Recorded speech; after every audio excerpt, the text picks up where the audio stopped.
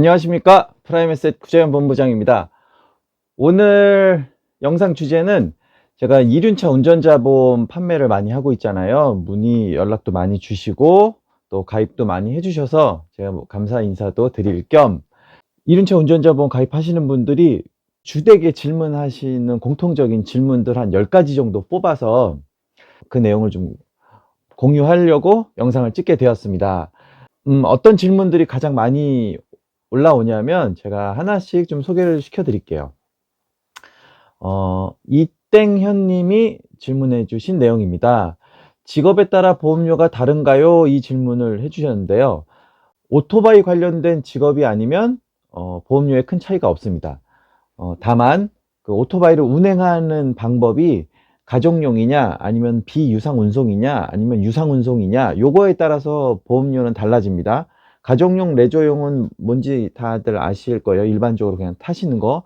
비유상 운송은 피자집 같은 데에서 내 제품만 내가 배달하는 게 비유상 운송이에요. 말 그대로 돈을 받지 않고 운송을 해주는 거고, 유상 운송은 배달 대행이나 퀵 같은 거 이렇게 건별로 돈을 받고서는 운송을 해주는 거를 유상 운송이라고 하니까, 그거에 따라서만 보험료 차이가 나고 내가 지금 현재 가지고 있는 직업에 따라서는 큰 차이가 없습니다. 그리고 두 번째 질문, 최땡섬님이 질문해 주신 내용이고요. 가입하는 연령이 제한되어 있습니까? 이 질문을 해주셨는데, 만 18세부터 70세까지 가입 가능하니까요. 너무 나이가 많으신 분들이거나 아니면은 이륜차 면허가 16세서부터 이륜차 면허를 딸 수 있어서 16세 되자마자 면허 따셔가지고 가입하시려고 하시는 분이 있다라고 하면은 그건 가입이 안 돼요. 참고하시고요. 세 번째 질문, 이땡규님. 배달 대행 일을 하고 있는데 나중에 그만두면 보험은 어떻게 되나요? 앞에서도 말씀드렸지만 배달 일을 하시는 분들은 보험료가 비싸요. 저도 오돌이지만 오토바이를 사실 끊지를 못하거든요. 개가 똥을 끊지. 그러니까 나중에라도 이제 배달 일을 그만두시고라도 내가 개인적인 뭐 레저용이나 뭐 출퇴근 가정용으로 이륜차를 타게 되시면 계약 내용에 보면 이륜차 사용 용도가 있어요. 그 사용 용도를 유상 운송에서 가정용으로 변경하시면 한 8만 원 정도 납입하던 보험료가 5만 원 정도로 줄어드니까 그렇게 변동을 하시면 돼요. 반대로 지금은 내가 뭐 일반적인 가정용으로 오토바이를 타고 계신 분이 혹여 배달 일을 하시게 되면 그거는 고지를 하셔가지고 변경을 하셔야 됩니다. 그 점도 명심하시면 되고요. 자, 다음 네 번째 질문, 고땡지 님께서 질문해 주신 내용인데, 민식이법이 이륜차도 해당되나요? 물론 해당이 됩니다. 도로교통법에서 차로 구분되어 있는 게 뭐 자동차, 이륜차, 자전거, 건설기계 등등 여러 가지가 있는데, 그 중에 자동차하고 오토바이만 빼서 민식이법에다가 집어넣은 거예요. 그러니까 반드시 오토바이도 이륜차 운전자 보험이 필요합니다. 그러니까 뭐 자전거를 내가 막 전속력으로 타고 가다가 어린아이를 쳤어, 이건 민식이법 아니에요. 그냥 치료비 물어주고 그렇게 하시면 돼요.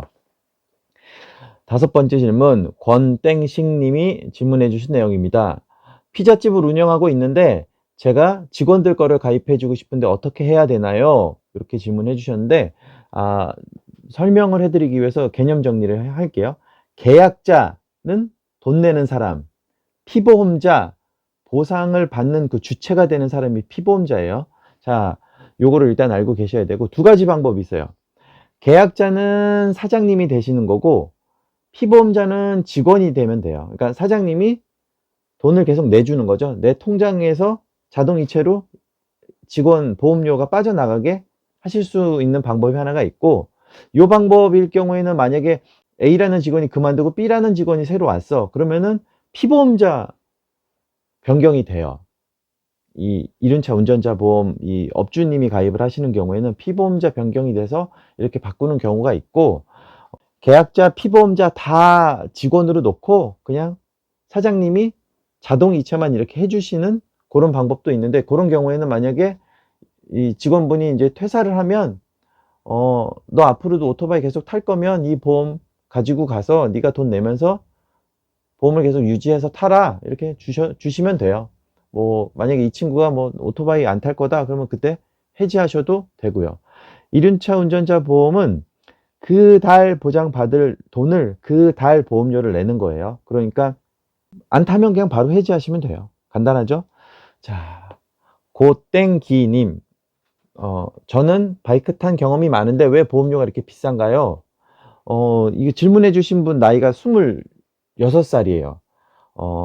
이륜차 운전자 보험은 다른 건강보험이나 이렇게 상해보험 이런 것들하고 계산 방식이 좀 달라요. 뭐 쉽게 얘기하면 자동차 보험하고 같은 계산 방식이라 나이가 어리신 분들은 보험료가 비싸고 나이가 많으신 분들은 보험료가 저렴합니다. 그러니까 내가 바이크를 탄 경력이나 이런 거하고 비례되진 않고요. 가입자의 나이가 어떠냐에 따라서 차이가 좀 나니까 아무래도 젊으신 분들이 조금 사고가 날 수 있는 확률이 높아서 보험료의 책정은 이렇게 되는 것 같습니다. 7번째 질문, 이땡제님, 다른 보험이랑 중복 보장이 되나요? 이렇게 질문해 주셨는데 어떤 보험을 말씀해 주시는지 명확하게 말씀을 안 해주셔서 모르겠지만 이륜차 사고를 보장하는 보험은 이 상품밖에 없으니까 뭐 중복 보장이 되냐는 거는 뭐 신경 안 쓰셔도 될 것 같아요. 참고로 내가 교통사고 피해자면 상대 측 보험회사에서 대인으로 보장받잖아요. 대인 합의금이라든지 뭐 병원비라든지 이렇게 보장받는 거하고 별개로 이 이륜차 운전자 보험에 있는 상해 담보 내 몸 다쳤을 때 받는 보장은 당연히 개인 보험이기 때문에 받으셔야 되고요. 그거 말고 뭐 이륜차 사고 시 내가 가해자든 피해자든 아니면 단독 사고든 무조건 보장을 받으실 수 있으니까 내 몸이 다쳤다라고 하면 그 점은 잘 알고 계시면 됩니다.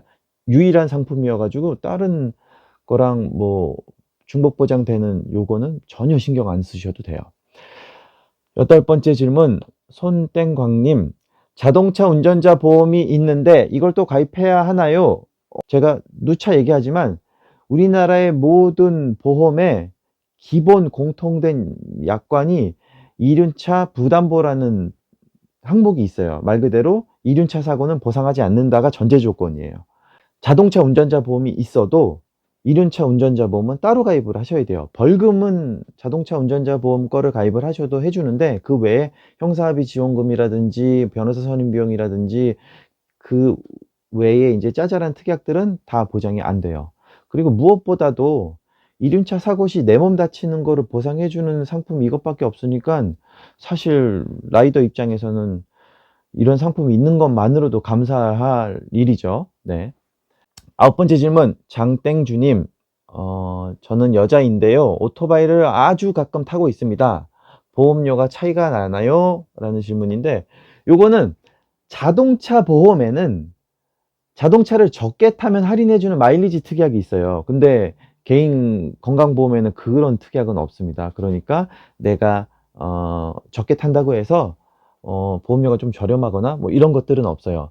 많은 분들이 제가 이제 이 상품을 권했을 때 보여주시는 반응 중에 대표적인 게 하나가 있어요. 제가 오토바이를 뭐 자주 타지는 않고 어쩌다가 뭐 투어 갈 때 한 달에 뭐 한두 번 정도 탑니다. 아니면은 뭐 여자 라이더 분들은 가끔 타는데 이거 아주 가끔 뭐 한 달에 한두 번 정도 타는데 이걸 굳이 꼭 가입을 해야 될까요? 라고 질문을 하면 저는 항상 똑같은 대답을 해요. 오토바이를 많이 타시는 분은 그만큼 사고에 많이 노출되어 있으니까 당연히 가입을 해야 되지만 가끔 타시거나 운전이 좀 서투르신 분들은 가끔 타거나 운전이 서툴기 때문에 가입을 해야 돼요. 무슨 말인지 아시죠?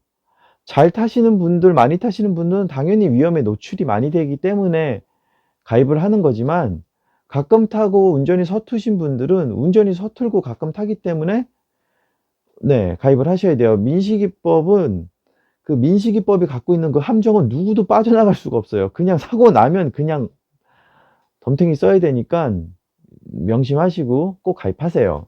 미루지 마시고요. 사고 난 다음에 가입을 하려고 해도 사고 한번 난 거에 대한 데미지가 너무 커요. 네. 그리고 마지막 질문, 이땡영님, 보장 내용을 보니까 좋기는 한데요. 보험료가 조금 더 들더라도 보장 한도를 더 높여서 가입을 할 수 있을까요? 이런 질문을 해 주셨습니다. 이땡 형님 같은 경우 제가 설계를 해 드린 것처럼 풀 보장의 최대 한도를 넣어도 한 5만 원대로 설계가 되는데, 여유가 좀 되시거나 뭐 이런 분들은 높은 한도를 원하셔 가지고 더 가입하시기를 원하시지만, 얘가 가지고 있는 최대 한도가 그 정도밖에 안 돼요. 그러니까 보험회사도 그 이상을 가입시키기에는 너무 부담스러운 거예요. 사실 뭐 보험회사 입장에서 10만 원짜리, 20만 원짜리 이렇게 큰 계약이 들어오면 좋게 하겠죠. 근데 그 꼴랑 10만 원, 20만 원 받고 나가야 될 돈이 몇억 원이 되고 몇 천만 원이 되는 게 너무 눈에 뻔히 보이는 거예요. 그러니까 그게 싫다는 거죠, 보험회사도. 요게 최대 한도고요. 추가적으로 제가 인제 다른 솔루션을 제공해 드릴 수는 있으니깐, 고런 것들이 필요하신 분들이라면 따로 연락을 저한테 주시면 알맞은 솔루션 제공해 가지고 그 원하시는 부분을 좀 채워 드리도록 하겠습니다. 제 연락처는 늘 상단에 고정되어 있고요. 이륜차 운전자 보험하고 민식이법 때문에 자동차 운전자 보험 관련돼서 연락을 많이 주시고 가입을 많이 해 주시고 계셔 가지고, 4 월이 오늘 4월 11 일인데 4월 달 들어서도 벌써 꽤 많은 계약들이 체결되고 있어 갖고 다시 한번 감사드리고요. 어 뭐 굳이 가입이 아니셔도 저한테 인제 개인적으로 카톡이나 문자로 보험 관련된 사고라든지 뭐 그런 질문을 많이 해 주세요. 뭐 유튜브에도 댓글로 남겨 주신 분들도 계시고요. 고런 거 전혀 뭐 부담스러워하지 마시고 문의 주시면 제가 알고 있는 한도 내에서 다 설명을 드리고, 그것도 부족하다 그러면 제가 찾아서라도 보상과 직원들하고 협의를 해서라도 어떻게 진행이 되는지 알아봐 드리도록 하겠습니다. 어 제 영상, 또 다른 영상도 좋은 내용들 많으니깐 또 많이 둘러봐 주시고요. 구독 한번 눌러 주세요. 구독과 좋아요는 콘텐츠를 제작하는 저한테 아주 큰 힘이 됩니다. 감사합니다. 더 좋은 영상으로 또 찾아뵐게요.